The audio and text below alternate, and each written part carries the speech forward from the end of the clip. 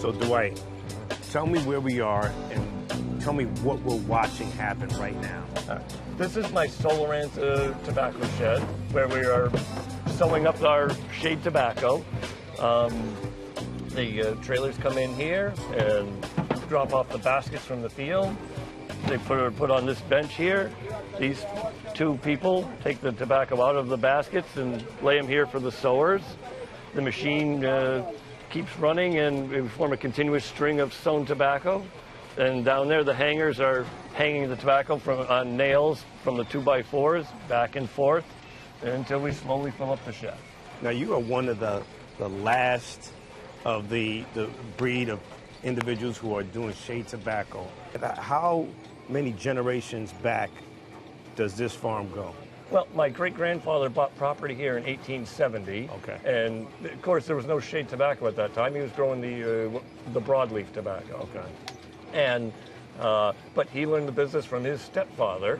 He was basically an orphan, but he learned the business from his stepfather, whose family had been growing tobacco even longer.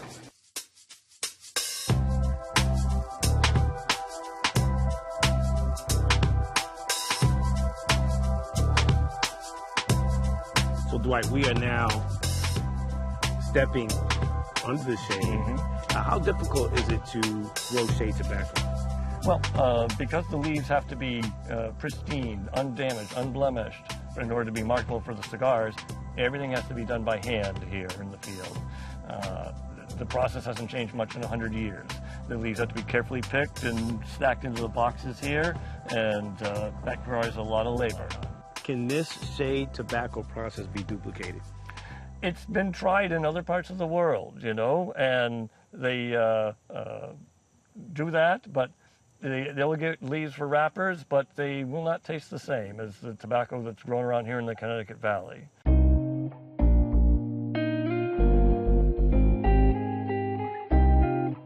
I just want respect for the glow, I think I got it right this time. I can finally ease my mind. Yeah. Only once in a lifetime. Step into the shade. Step into the shade. All around the world, you will find Connecticut's mark on cigars. The tobacco, developed and grown in the Connecticut River Valley, became the best tobacco for cigar wrappers in the world. I'm June Archer, and I'm on a journey to learn the history of Connecticut tobacco and the stories of the people who toiled in the soil.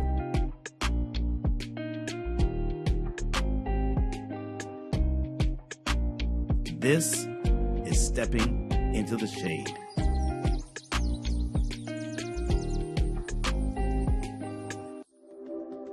There's kind of a romantic, mythological narrative about tobacco that if you don't fit into that narrative, you're kind of lost.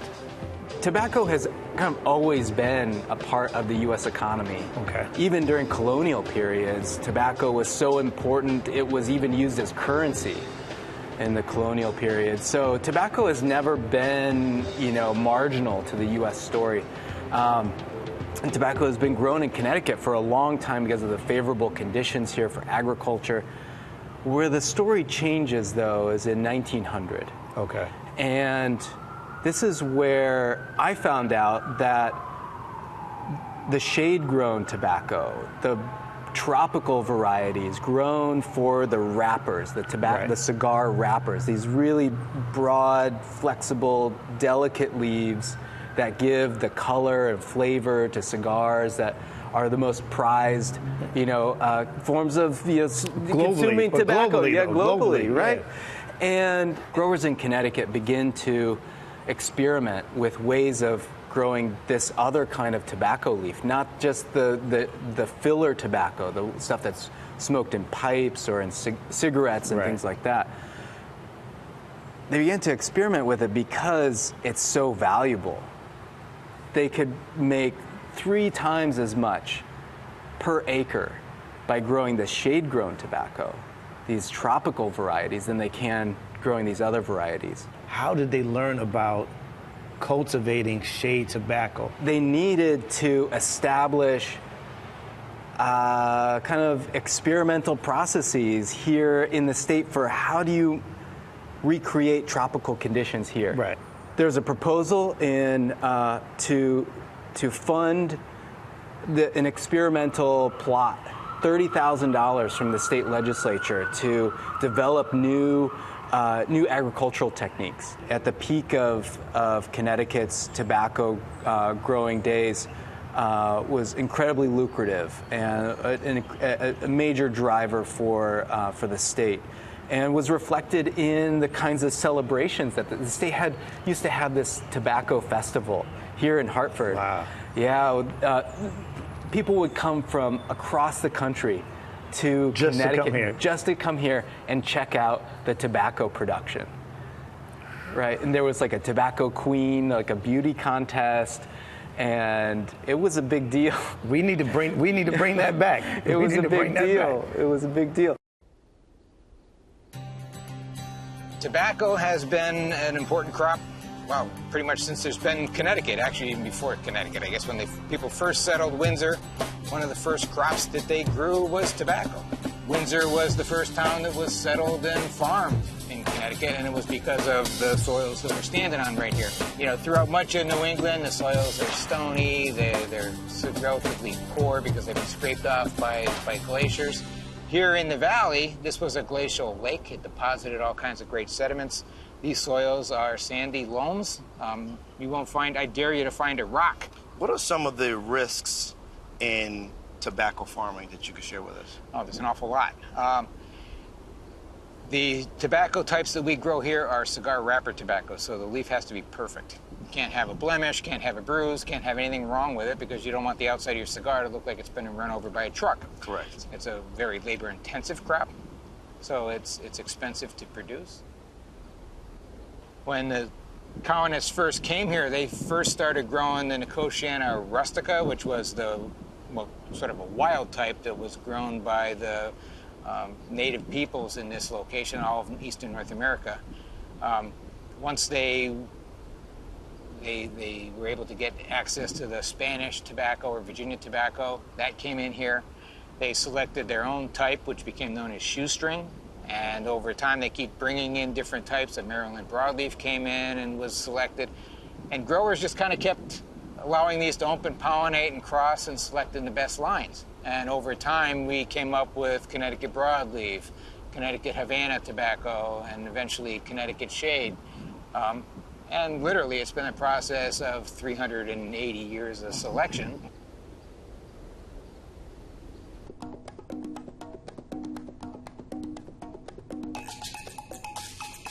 Tobacco is what we consider a very important ceremonial herb. And in our community, the men actually plant the tobacco. It has been known, for millennia, that women are not supposed to handle the tobacco and the tobacco plants because we're the givers of life and we carry the children, right? And tobacco can actually leach into your body through your skin.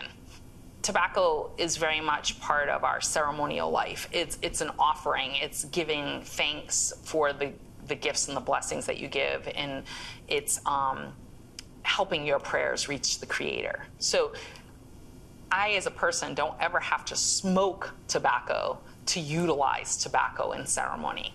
A lot of times you would just take the dried, if I hold just this up, this happens to be the plant. Actually, this was gifted to me.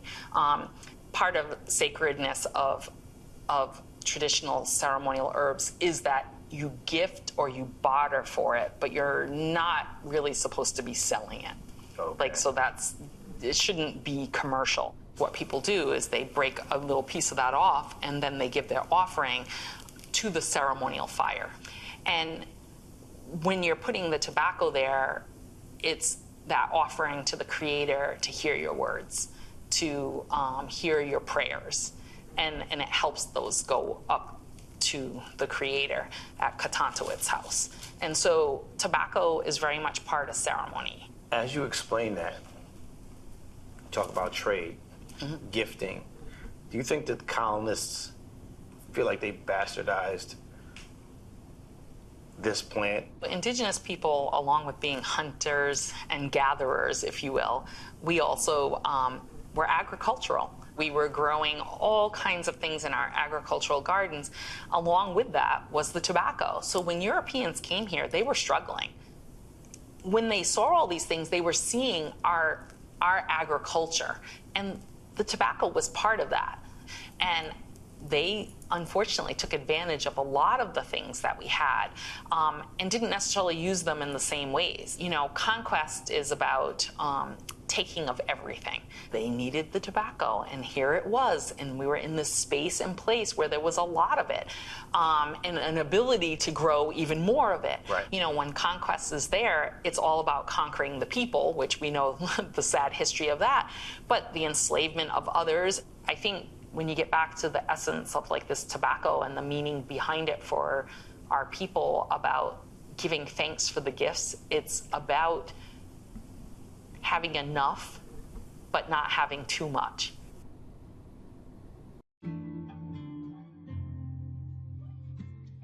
As tobacco farming grew and expanded into a major industry in Connecticut, finding the labor to cultivate the crop became more and more challenging. Major events like World War I and World War II took away much of the labor resources, as did the growth and expansion of manufacturing. Tobacco was considered a necessary product, just as steel was in World War II. Wow.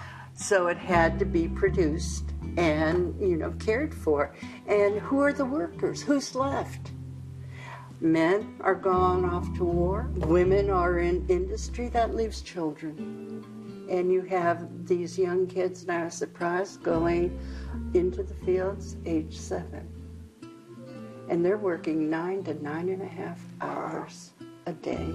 And they have another 1 to 3 hour trip to get to the tobacco fields.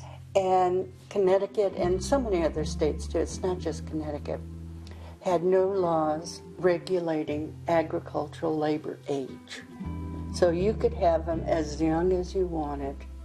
Most places said agricultural labor is family farm labor, and you cannot regulate children on family farms. You talk about women in industry. Tell me a little about the women's land army. Connecticut had a women's land army in World War I, if you will, and there is a wonderful article in the Connecticut History, which is a journal, about Daisy Day. And Daisy Day was a high school teacher from Hartford, and during the summer, in order to help the war effort, she worked on farms in the Women's Land Army. One of the things that I found interesting was there's this bait and switch perspective that happens. The bait and switch is when they began recruiting young black men in the South. They said that you're going to go north and it's going to be a summer vacation. And when these youths arrived, of course, taken to the tobacco fields, their living conditions were horrible. Their pay was miserable. There are instances where the state police raid garages, and this is where some of the black kids, maybe about 30 to 50, I'm not sure how many, were housed. And these kids had to pay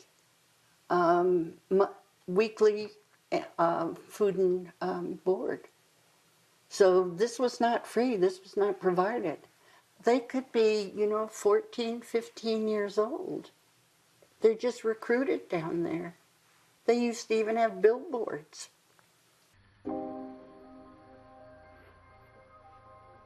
Pat, how old were you when you first began picking tobacco? 14. Not picking. I worked in the shed. Worked in the shed? Yes. They had picked us up in the old yellow school buses with the name AST on the front. And what did AST stand for? American Shade Tobacco. What did you do specifically? I actually piled in the sheds. You know, they used to sold the tobacco, and then they would hang it in the sheds to dry. And after a shed was completed, we'd move on to another shed. So they'd start at the top. So I actually, because I was so slow in the sewing and it was piecework, that my job was to keep the piles going so that they can continue with the sewing. Now, how dirty was that working with the tobacco? It gave dirty a bad name. I mean, from head to toe. We'd start out reasonably clean in the morning, you know, fresh, our clothes, our hair, our scarves. And by the end of the day, you couldn't even recognize us. We were like one big mud pack. What were some of the memorable moments?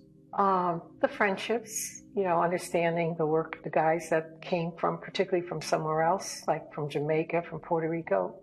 And we felt sorry for them because their food wasn't the greatest and they had to work all day. Did you come to learn how important shade tobacco was after working on those farms? I did.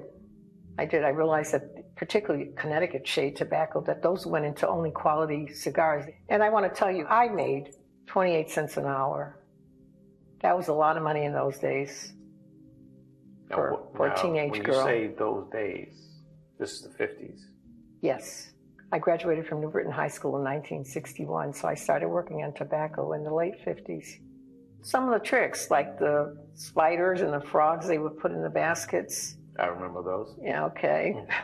The guys would do that to tease us. So you imagine taking the leaves out of the tobacco leaves out of the basket, and a frog jumps out at you, or a big giant spider.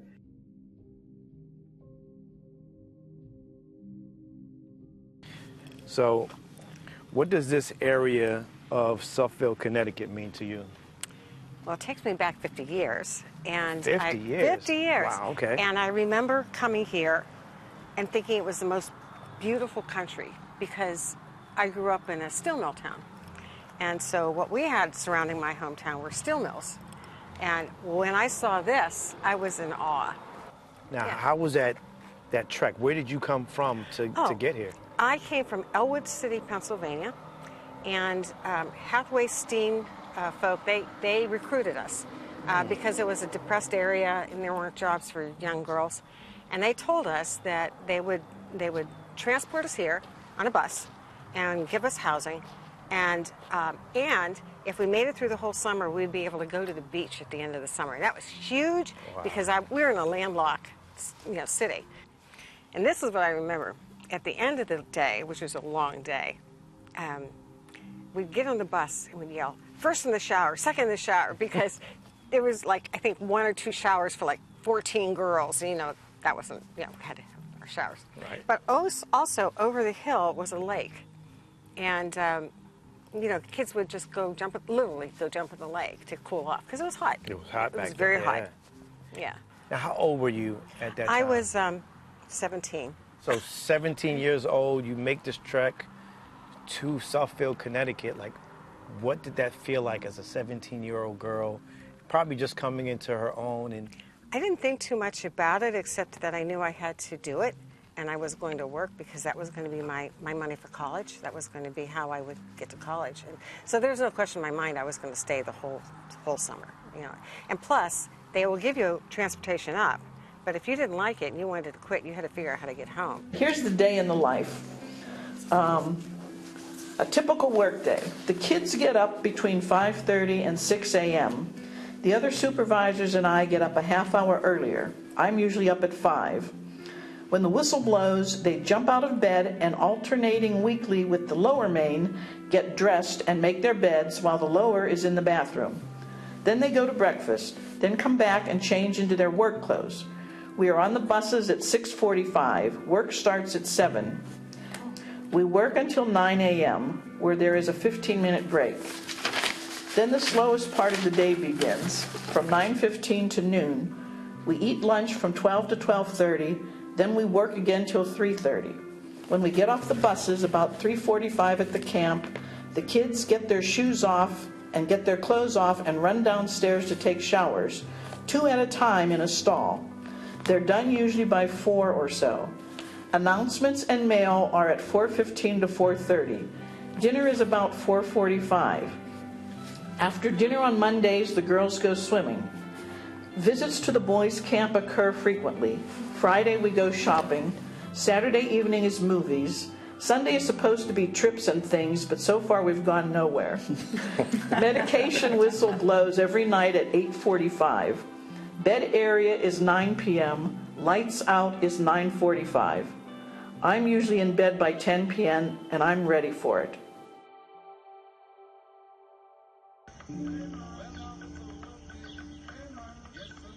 In 1961, a film called Parish was released. The film starred Troy Donahue, a young man who, along with his mother, worked for a tobacco farm that was in war with a competing farm.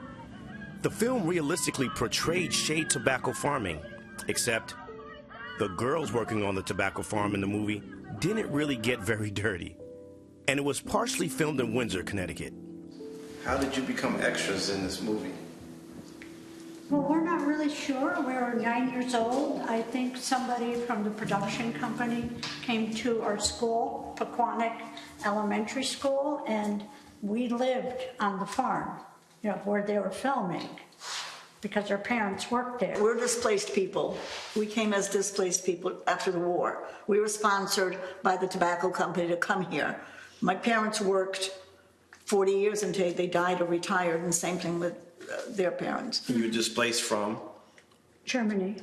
After World War II. She was born in East Germany, and we were born in West Germany. But our parents are Polish. Yeah. My parents were born in Poland, but during the war they took people to work on the farms in Germany, and we came, my mother and my father, I was the only child, we came here through tobacco. We came to Windsor Locks by train. We went through Ellis Island also. So we came here, and we came with a trunk. I still have that trunk. That's all you can take with you your whole life. Like you said, they got the jobs here, and they lived 40 years on the farm. They had to sign a contract for 2 years, guaranteeing that they would work on the farm, and they never left. At a time when, in the early years of the 20th century, when racial tension in this community was at an all-time high, there was a need for labor. There was a demand for labor here that was not being met, especially as we move into the First World War era, and the effects of the Great Migration and exodus of large numbers of African Americans to the north and Midwest. The state passed fairly stringent vagrancy laws that were targeted at African American males in particular, that said that if you were not gainfully employed, visibly so, if you were out loitering in a pool hall, perhaps, the state could round you up in violation of the vagrancy law, and you could be imprisoned and then made to work on farms. So in 1912, in the fall of 1912, the police chief at the time, William Barrow, led the police to raid an African-American pool room on Cotton Avenue, rounded up a group of African-American males. If we zoom ahead to the summer solstice of 1913, longest day of the year, an incident took place involving that same chief, William Barrow. And a young African-American by the name of William Redding was tending a team of horses and wagon, and Barrow came along and ordered him to move along. That there was a scuffle between the two. William Redding, apparently, according to the testimony, panicked, using the chief's gun, shot the chief, and then a chase ensued. A bystander was killed in the process. He died later, and then William Redding was broken out of the jail by a mob and lynched in daylight 1 block north of where we sit, at the intersection of Cotton Avenue and Lamar Street. And a crowd numbering in the hundreds formed. We're fortunate to have a letter that my grandmother, then single, was writing to her future husband, my grandfather, who was at the University of Chicago at the time. It was mailed on June the 25th, 1913, from Americus at 7 p.m. Wednesday afternoon. Dear Mr. Hale, be glad that you are fortunate enough to be away from Americus, and be especially glad that you were not here Saturday night. Oh, it was terrible, double underscore with an exclamation mark. Saturday afternoon, a Negro shot the chief of police, and Saturday night, a mob made up of the lowest people here forced, question mark, with a question mark, the jail, and lynched him in front of Bailey's store. They must have shot 200 times. You see, it was back of our house just a block. When she says shot 200 times,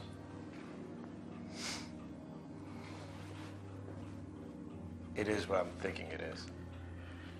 Yeah, that the body has been riddled with bullet holes because people bring their guns and they shoot into the body. Bystanders, onlookers, would collect souvenirs from the body of the victim. Of course, the intent of all of this was to instill terror in the hearts and minds of the black population here so that they would be compliant and would get to work, as it were. That is the context that sets the stage for the Great Migration. You know, we say that migration occurs for two reasons, push and pull. Well, there was certainly a push out of this place. What was it like in the 60s and 70s for the black Americans that were living in Hartford? The situation, we used to refer to it as being up north. Why? Because the issues of racism that were associated with the South, there's more settled kind of racism up here, but it was just as vicious in terms of the intellectual impact or the psychological impact it had on us. So the ugly head of racism was here. But the jobs were better than in the South. They were much better in the South. And the chances of being attacked were lessened, but the phenomenon was still there. My father, we had a thing. He said, coming from Denmark, South Carolina, don't spit on the sidewalk here in Hartford. He brought it to Hartford. You know what that meant? Don't give the ignorance of some people or the system a reason to bust you.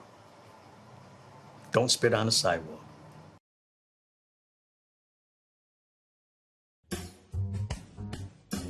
Arthur Johnson was a civil rights leader and activist who worked with the NAACP in Detroit. He risked his life to protest segregation and racism.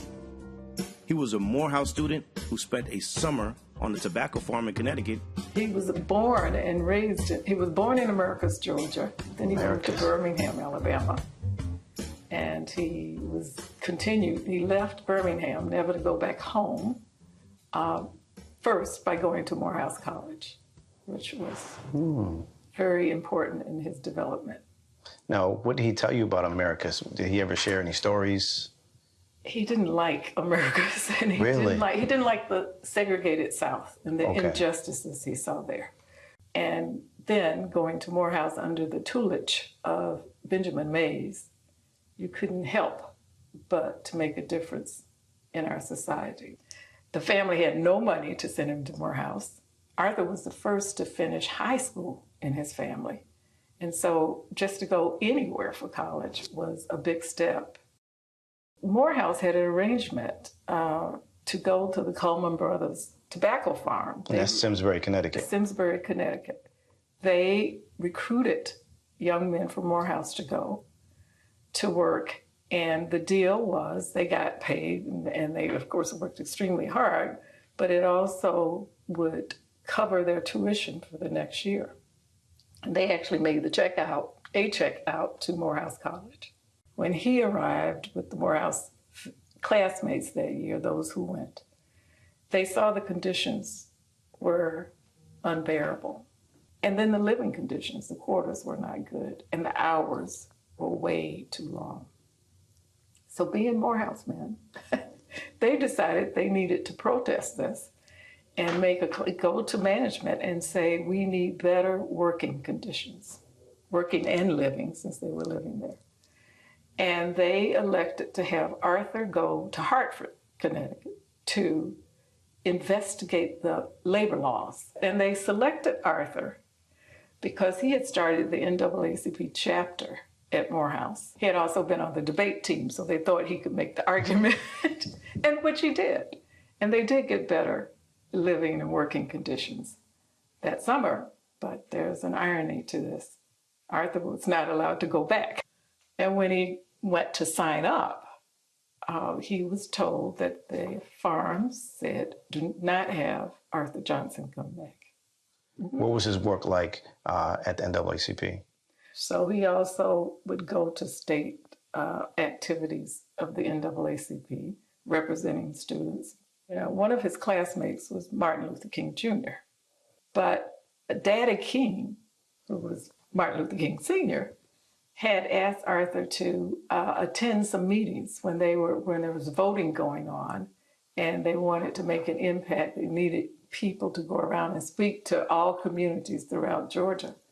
And Daddy King asked Arthur to do that. He had a way of telling people what they needed to hear, whether they wanted to hear it or not. Someone said, you know, before Arthur throws a brick at you, he wraps it in velvet.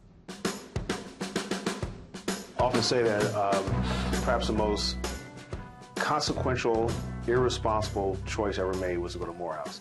You know, what I mean by that is when I identified colleges, I looked at many different schools and settled on Howard or Morehouse. And Howard's application back then was, you know, multiple pages. I shouldn't say this, but Morehouse's application was like 2 pages. And I'm like, I don't got time for all this other stuff. So I applied to one school. So it was very irresponsible to apply to one school. And fortunately, it worked out. And when I got there, it was absolutely transformative. And when I say consequential, the spirit of the college itself demanded that you grow tall enough to wear the crown above your head. When you walked through the halls, when you walked across campus, you had professors, you even had students that expected you to do big things. I want to talk about MLK and students who attended Morehouse making the trek up to New England. So most HBCU students were from the South. And not only were the schools in the South, the students were from the South. So they were familiar with a particular space where there were constrictions in everything they tried to do. So restrictions in going to a movie theater, you just could not go. Or there might be one in town that would allow you on a certain day or a certain part of the movie theater in some cases, right? And so those sorts of restrictions that were institutionalized and people expected did not happen here. Those sorts of public accommodations in Connecticut. In Hartford, you could go to a theater, you could go to a restaurant, you could, that sort of thing must be liberating to some extent, right? Because, you know, he was in a cocoon in Atlanta, like the Auburn area in Atlanta, like, you know, King, his dad was part of a black elite strata in Atlanta. He saw black folks who were ministers and doctors and lawyers. I don't know for a fact, but I suspect the pediatrician he went to was a black person. I suspect that all of his teachers were black people. And I know that when he was at Morehouse, he saw black professors, saw people with PhDs, something you didn't see in Connecticut, right? And so in some ways, he saw black comfort in a way that most black people in Hartford didn't see, which is the irony, right? It might be kind of, because, you know, there were no black colleges in Connecticut, no black deans, no black presidents. You can imagine him being able to sort of combine his experiences. So I work for the Connecticut State Historic Preservation Office. We were moving to a new office building, and as we were doing that, we were packing up boxes and unpacking boxes. And I put this box in particular on the shelf, and I noticed the label said MLK. And that only means one thing to me, and I think it only means one thing to everybody else. Only one thing. Yeah. So I opened up the box, and sure enough, it was the story of his time here in Connecticut, which I was surprised to learn. So there's several reports that I came across first. And then I came across this, Martin Luther King Jr. in Connecticut's Tobacco Valley. And it was this report, you know, obviously reflected on the box title, that really stood out to me. And I think what surprised me was just how influential this time was on King. Wow. Within my office, we work within a federal program, and that means designation as on the National Register of Historic Places. And so that's where my office became involved, is wanting to have this area listed for its important associations and, of course, always in mind long-term preservation of the site. Really, the story of King in Connecticut was not known until his family letters were published. And that occurs in the late 90s, as well as his autobiography comes out at the same time. Right. And it's really with the publication of those materials that this King connection to Connecticut is first understood. These other students who came up and worked with him all described this as going to God's country. Right now, you are standing in Simsbury, Connecticut, on a property that we call Meadowwood. And it is in these fields, these barns, and just beyond there used to be a dormitory where Dr. Martin Luther King Jr. worked during the summer.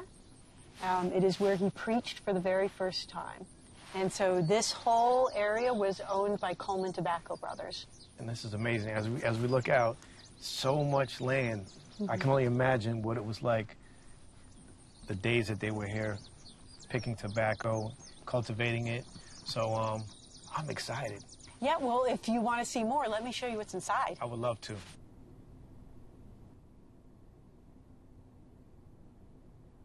So, June, this is what I wanted to take you to see. Written on the boards of the inside of this barn, some of the students took up pieces of charcoal and left their names and the locations where they're from. So you can see clearly here, Morehouse College, Atlanta. Sometimes we see the dates, you know, such as here, right. July 5th, 1950. But it's this that gives you that connection to the individual, you know, that they were here. For myself, I was never a really big history fan, but when I can touch history, I feel like history can touch me too. And these walls could tell stories, I'm certain. Yeah, exactly, and they do.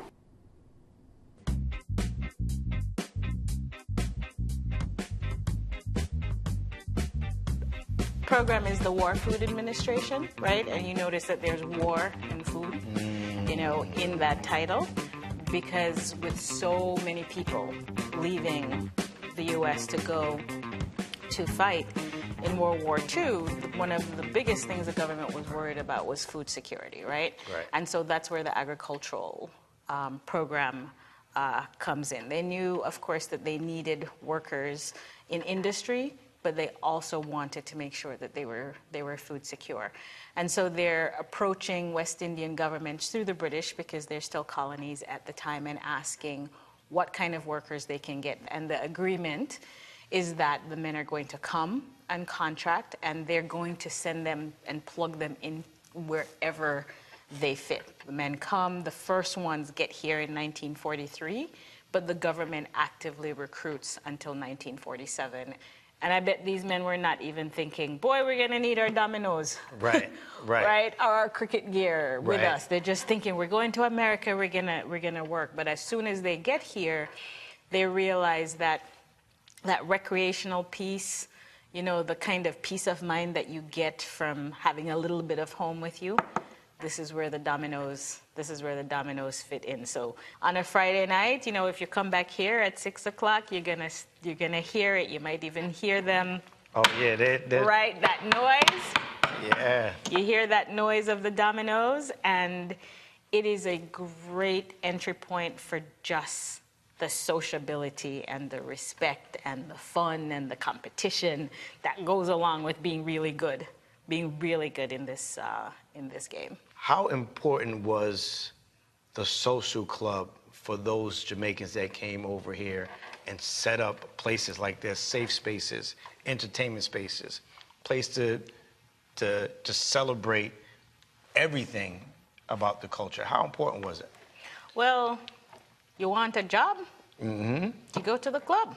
That's true. That's right? true. That's true. You're trying to find your co-religionist. You know, you're trying to figure out, say, you might want to start off in this church, but you're actually Baptist, so you actually want to find the Baptist denomination. You come to the club and you ask about that. You have a wife and a kid that you left back at home, and you want to find out more information. You go to the club, and they hook you up with a lawyer. As they're socializing in Hartford, they're not actually having the best experience. So they're going to the bars. Some of the people who are behind the bar don't want the glass that the West Indian men are drinking from to be used by the white patrons. Wow. Right? So Mr. Barnett tells a story about how, you know, one of the bartenders, every time a West Indian guy would drink something, then they break the glass. Wow. Right? So then he and others, they go and they get all the West Indian guys and say, okay, they're going to break every single glass in that place, right? And that's how they kind of push back. When I was doing research, I found in one of the historical African-American newspapers in New York this very sarcastic editorial that says, you meet a West Indian and he wants to be the leader of everything. That sounds about right. And, you know, you can lose the history. You can lose the history behind that if you only pay attention to the sarcasm, right? Because why is it that West Indians want to be the leader of everything? It is because of that history of slavery that suppressed people's life chances and their opportunities and their skills and their talents.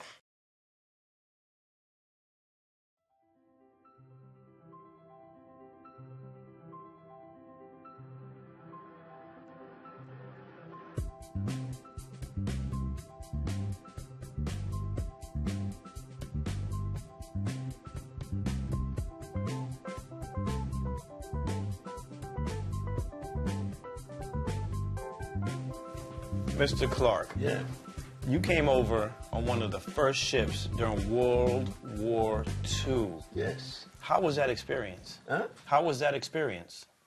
It was all right. Yeah? Yeah. And you came from Jamaica, traveling where? Yeah.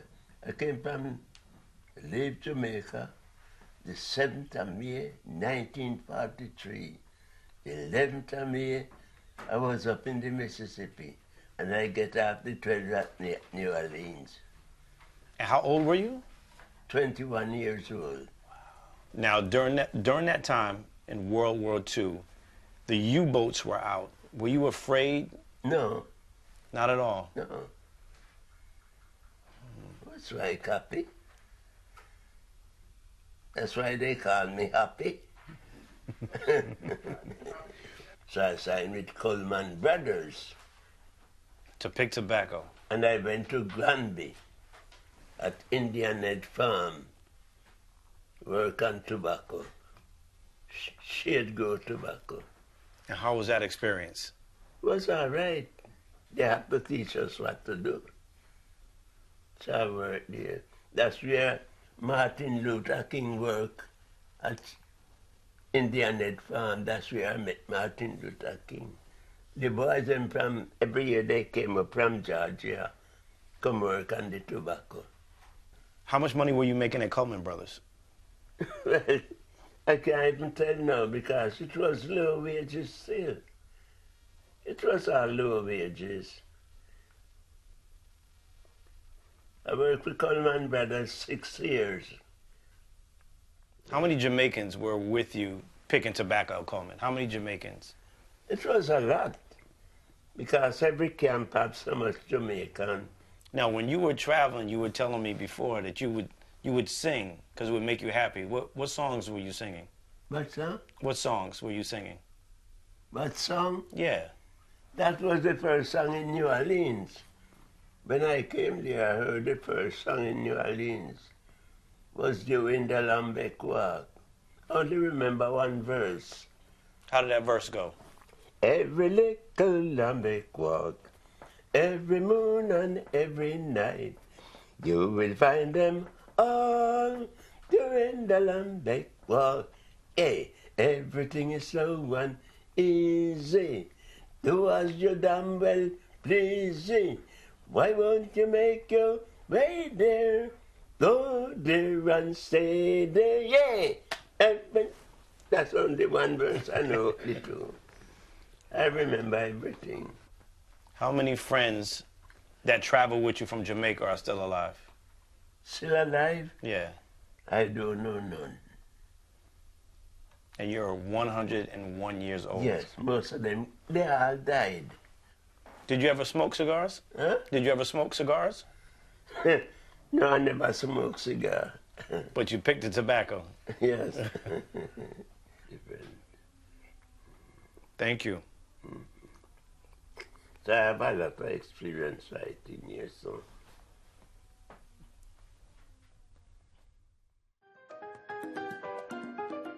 I grew up in Hartford, Connecticut, in the North End, and that's where my family all grew up as well. But they all migrated from Puerto Rico at different times. All my parents had come between, the late 60s and early 70s. My mom came from Ponce, Puerto Rico. From the window of her apartment, she could see Puerto Rican tobacco workers getting picked up every day to get on the bus. My mom eventually, when she got a little older, decided to go on the bus because she wanted to get some extra money. So she went to the bus stop. Yeah. So her and one of her cousins and one of her nieces, all three of them, she was the middle one, they all went and they were like, we're gonna go on the bus. So they did get on the bus and they came to some farm in Windsor and they worked and they got a paycheck, but then they were told that they were too young, so they could not come back until they could prove that they were of age. So hearing those types of stories, as well as seeing the cultural impact that Puerto Ricans have in Hartford in terms of seeing Puerto Rican flags, seeing Park Street, growing up with Three Kings Day camels walking down the street and seeing all of that really made me want to figure out what is this history and how can we tell it, and so that really led me to tobacco workers. Now, how were they recruited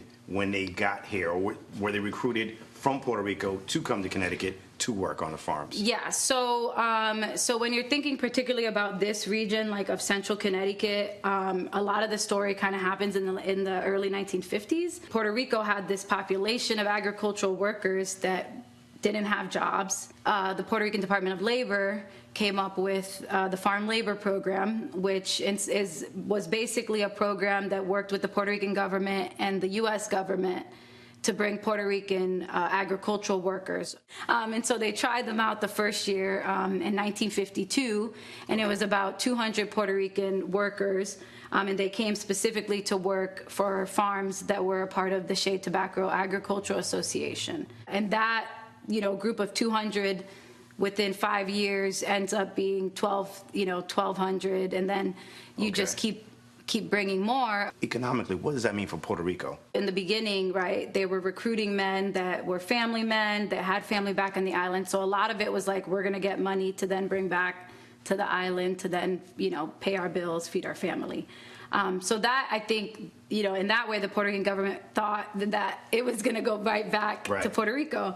But then as people decided to settle, some of that money and some of that stuff obviously, came here. And then you get Puerto Ricans that are owning houses here, starting businesses and things. In terms of civil rights and thinking about that, Hartford has always been a segregated city. And so part of what was happening was that Puerto Ricans were living, at least in the North End, they were living in really close proximity to Black Americans and West Indians. And so a lot of the Puerto Ricans, from that side of town, they end up becoming more involved in the Northern student movement and things like that, because that's kind of where their involvement. There was people like Butch Lewis, who grew up in that community, who, was really keen on making sure that Black Americans and Puerto Ricans were in conversation with each other in the North End, right? Absolutely.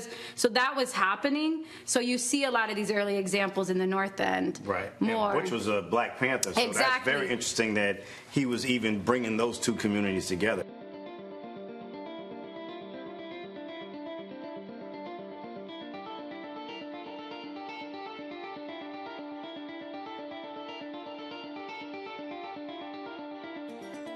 My dad was hired in 1958 by the Greater Hartford Council of Churches to be chaplain to the migrant workers in the tobacco camps. And so we moved to Hartford at that time. I went to Weaver High School, which at the time had 4 Puerto Ricans, a freshman, a sophomore, a junior, and a senior. And what was your dad's connection to the tobacco workers and tobacco farms? Well, as chaplain, he went to the farms every day almost. You know, he visited the workers. It wasn't just about worship. Really, it was reaching out. So he would take movies. We'd make care packages with, toothbrushes and towels and stuff, so little gift packages. And he would take the whole family. There were 5 of us. I was the oldest. And take my mom. So they would see family. But what about the culture? Like, how did they bring their food over? How did they bring their music over, their entertainment? What music? What entertainment? The frogs, the crickets. Are you kidding me? There was nothing. Just the barracks. And that was their stay at the harvest. And so little by little, those people started to not go back because, it's a settlement in Hartford. They finally found a little footing, number one. Number one is they didn't have the money sometimes to go back because they were supposed to cover flight and medical, and none of that really happened. So a lot of these folks got stuck in Hartford. But your legacy is deeply rooted in Hartford because you were a principal at Betances School. I want to ask you about that. Like, how did that come about? For the longest time, when that migration started, a lot of kids started hitting schools that didn't speak English. When I was there were very few. And they could just kind of put them in a room, teach them English, and forget about them. But when you have whole classrooms now with kids that don't speak English, you have an issue. The Teacher Corps program was created by Maria Sanchez. She and Dr. Perry Zerkel from the University of Hartford wrote a proposal, created a Teacher Corps program that was undergraduate, that allowed them to bring in undergraduates to do student teaching in the schools and begin the process of training Spanish-speaking Puerto Rican teachers, or at least Spanish-speaking and bicultural teachers in the school system. At first they brought teachers that spoke a little Spanish, but all they wanted to do is, keep parents at bay and do translations. They weren't teaching. The kids were sitting there until they learned English. So what did that mean for the education of the Puerto Rican? The dropout rate was astronomical. It was a disaster. What percentage are we talking about in terms of dropout? At one point, really 70, 80%, sure, easily. Didn't make it to high school. Attributed to the fact that... You wait till you're 16, you're gone. And then that's it? Yeah. You can look at the statistics. I was part of Teacher Corps. That was in 1970. And that became a model bilingual program. We established bilingual programs in all Hartford schools that had 20 or more kids that didn't speak English. The Black Americans were dealing with racism, civil rights. I was very deeply involved in that. How did that affect Puerto Ricans? I had been working with civil rights in Hartford forever. We had the Northern Student Movement when I was in college. NECAP was created, Northern Community Action Project was our project. I lost a baby on a picket line. When Teacher Corps came, what it gave me was, because I had 2 years of college, it gave me the opportunity to go back to school and finish, and to do something for my community. Right. When I met Maria Sanchez, she said to me, "Oh yeah, you're the black fighter."